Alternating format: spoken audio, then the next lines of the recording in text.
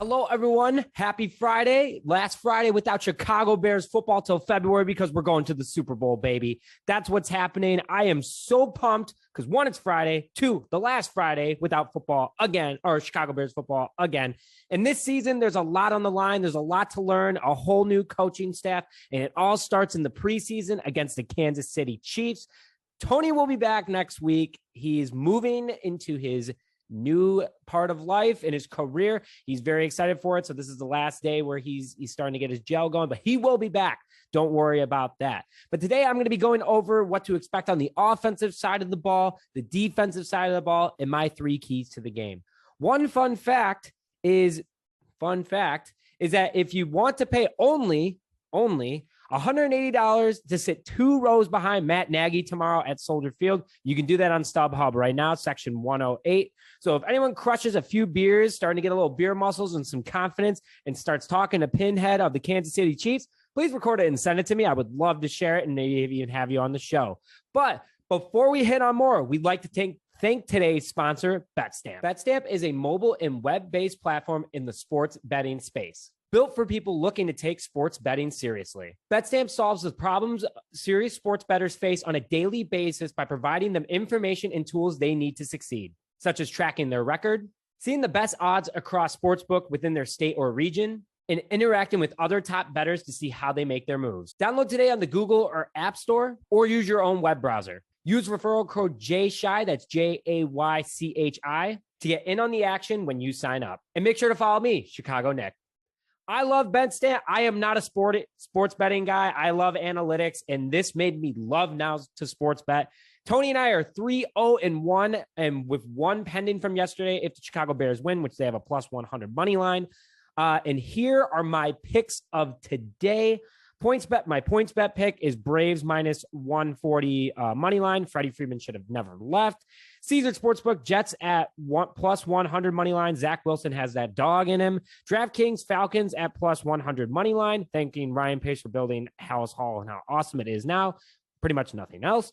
Bet Rivers, I have the Nationals at plus 205 money line. Everyone loves an underdog against Juan Soto, his former team. And FanDuel, I went with the Arizona Cardinals at plus 115 money line. Kyler Murray actually has to watch film now with his new contract, so I think they actually are going to win this game. Good luck. And again, follow me, Chicago Nick, to keep up with my record and my picks. I will follow anyone back that follows me, so stay tuned for that. But we're here to talk about tomorrow, Bears versus Chiefs, Soldier Field, first preseason game, 1 of 3. Very excited for it. So overall, what you're just going to expect from the offense, it's going to be so much more exciting. Just putting that out there. So much more exciting. New playbook, new players, new opportunities. And the starting offense is going to be out there for 15 to 20 snaps. Well, the starting offense that isn't injured, let's say that.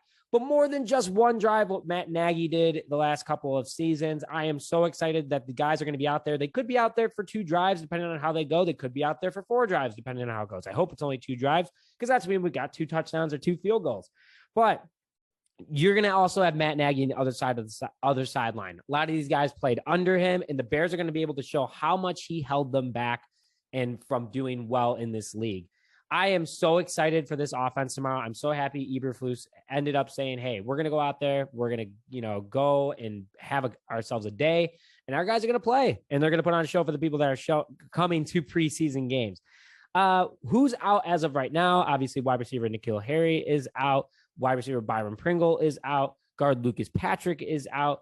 Wide receiver David Moore is out. Tight end Cole Kmet is out. And running back David Montgomery are out. David Montgomery injury, I'm still trying to learn more about in the Kmet situation. But overall, they're out tomorrow. So don't expect to see them. But gives a lot of opportunity for the guys below them to make sure that they fight for roster spots. Field conditions, it's going to be 81 and cloudy, very humid. So dress comfy if you're going to the game. And make sure that I don't know off the top of my head the Soldier Field rules, but if you can bring an unopened water bottle in, 1,000% suggest doing that.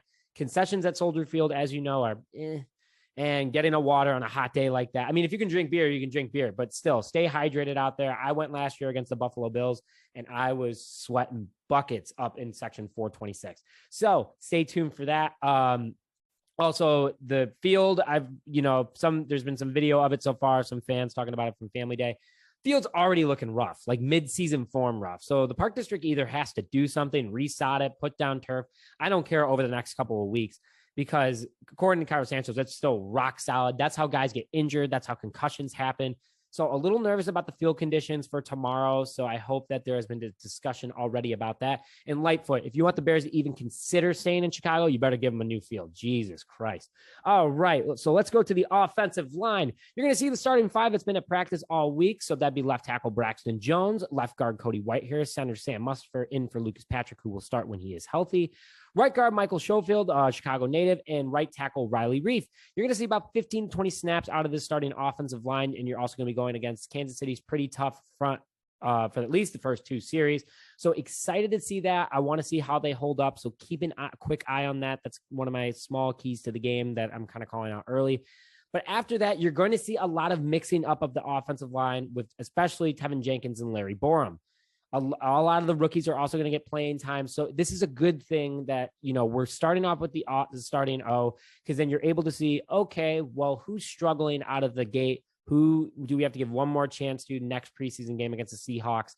And who might in the second team be willing to move up to the starting O? Tevin Jenkins is a little hungry over there. That's what I've been hearing.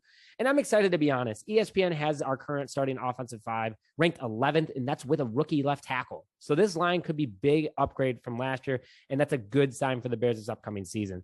But also could go very wrong. Who knows? But I already like that ESPN's ranking them that, so stay tuned. Let's go to the wide receivers and tight ends real quick. I already named a lot of them are going to be out tomorrow against the Kansas City Chiefs, even with all those starting plays for the starting O. This group could have a lot of cuts, though. It's a very large group of wide receivers and tight ends. It will really show also if Ryan Poles needs to go out and sign a veteran like Will Fuller to the wide receiver group or trade for someone. Guys are going to be playing hard and fast, especially these undrafted rookie free agents and these veteran free agents that the Bears have brought in. One guy to look out for that's been doing super well, and let's see if he can do it in the game, is Isaiah Clouder.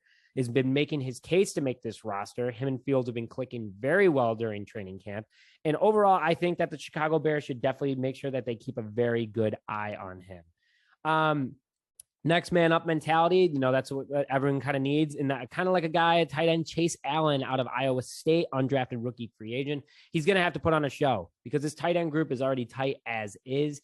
And if he wants to make this roster, he has the perfect opportunity with Cole Kmet not playing. So you're going to have Ryan Griffin in there on the first team, and Chase Allen is likely going to be on the second team, which is going to get at least a quarter and a half of play. So make sure that you look out for him there. Can't miss him. He has long orange hair. He's a big dude. I believe he wears 44, but I am very excited for him, and I hope that he does well. Running backs, David Montgomery will not play, but that gives the opportunity to see what Khalil Herbert has improved on. And then rookie Treston Ebner is going to make a lot of plays out there. I'm excited for Ebner because, he can do it all for this team. He's a good utility back, and he has had a strong camp overall, but I want to see him out there making plays in an NFL game right out of the gate. So if Matt Eberflus and Luke Getsy throw him out for the Wolves for the starting defense against the Chiefs, he's got to make a quick impact. This is the time. You have a very small window, and you got to, or the door is only open for so long, and it's not open, maybe open this much. So you better go in there and get it, my friend. And then finally, Justin Fields, again, out there for potentially 20 plays. New offense, new mechanics that he learned thanks to Luke Getsy. And it's just an overall better feeling for this team. Justin is going to have to go through simple plays, I think, at first, kind of get used to this playbook. But it's still, I would rather him take simple plays, get a strong mentality and confidence in game against opposing teams, and then move forward with Luke Getsy and start getting more and more fancy with it. By week 1, they will be fancy. You still got a month. You have almost exactly a month till our first game, which is on September 11th against the 49ers at Soldier Field. Today is August 12th. Do the math, 30 days. But overall, Luke Getsy has been working with Justin very well, and I expect Justin to do a lot more reading of the defense as well, thanks to Luke Getsy. So stay tuned for that. You'll see him at the line kind of calling out, pointing to guys on the defensive side of the ball. I'm very excited for that.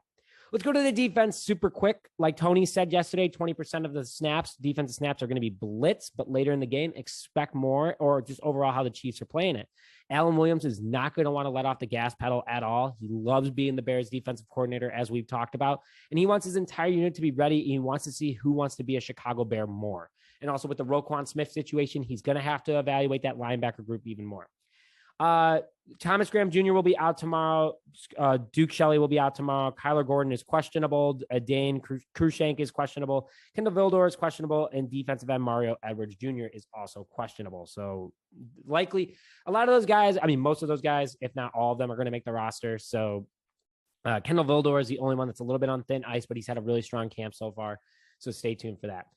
The Bears are back to the 4-3 defense with the defensive line. So the one guy that I'm going to call out that's going to probably have a beast of a day tomorrow is Justin Jones. We're obviously a big fan of him. He's been on the show, super hilarious. Make sure you go and watch his interview. It's from a couple months ago. But he will be a huge part of this unit for 2022-2023 with not getting Larry Ogunjobi and Akeem Hicks obviously going to the Tampa Bay Buccaneers. He can be a very strong asset for this team moving forward. He is also on a 2-year contract, prove-it contract. He's 25 years old. He's looking good. He's looking mean. I'm very excited for him. Another guy you want to look out for is Travis Gibson, who also could be in for a monster year. Had a career year last year with 7 sacks. So depending on how much he plays, he could be out there for going in for a treat against Patrick Mahomes. So I'm very excited for Travis Gibson. And then one rookie I want to call out super fast is look out for rookie Dominique Robinson. He's had a stellar camp for a rookie so far. He could be a force to be reckoned with for the Chicago Bears defense, especially if he gets a lot of playing time. Obviously, you can work on a little bit more of the kinks that he has as a rookie, but I'm very excited for him. Linebackers, Matt Adams and Joe Thomas and Nick Moreau are going to be leading the starting unit. Again, no Roquan Smith likely tomorrow. He might be there, but he hasn't been in a drill yet, so I don't expect the Bears to be like, oh, yeah, you're back. Go out there. But apparently Roquan Smith has been calling teams like, hey, trade for me. So that's not a good sign so far. That's according to a few sources. Just to confirm, that source, because you guys love your sources, the source that apparently is saying that is, I'm sorry for not having this up earlier, Pro Football Talk apparently is saying that Roquan Smith is around begging teams to call him and to call the Bears. So that's not a good sign.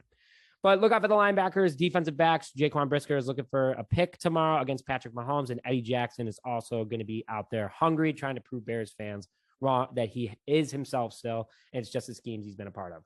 My 3 keys to the games. So you have 2 more preseasons to go. Do not push Justin. Let him mentally in-game understand this offense. Turn it up in the last game of the preseason, but do the basics, which is still more than Matt Nagy's offense, so he's going to look great no matter what, and let him go to work. Second is focus on your wide receiver and tight end group. Like I said earlier, Ryan Poles might have to go out and get some help in free agency. There's a lot of injuries early, so you see if you can work with what you have now, but if you have to go out and get somebody, go out and get them. 3, and kind of my final, play all the rookies as much as you can. You have a ton of drafted rookies, all most later round picks. I consider anything past the first, like you have a chip on your shoulder, along with some good undrafted rookie free agents. Chips on these guys' shoulders is going to be a key. These guys are going to go out there. They want to make the NFL. They obviously want to play. They've worked so hard their entire lives to get to this point, and they're going to want to do that, especially in the first game, because cuts are going to begin starting Monday, if not even Sunday. So, and here's a free one for you guys. Key to the game. Maybe if someone can accidentally trip Matt Nagy, a running play, maybe run into him, or throw a football at his head. I don't know. I'm just saying. But anyway, don't wish injury on anyone. But anyway, so thank you very much for joining this Friday's episode of Just Another Year Chicago. Bears, Chiefs, Saturday, Soldier Field. Super excited for it. If you're going to the game, have a great time. Stay hydrated, have fun, and we will see you guys on Monday for the recap.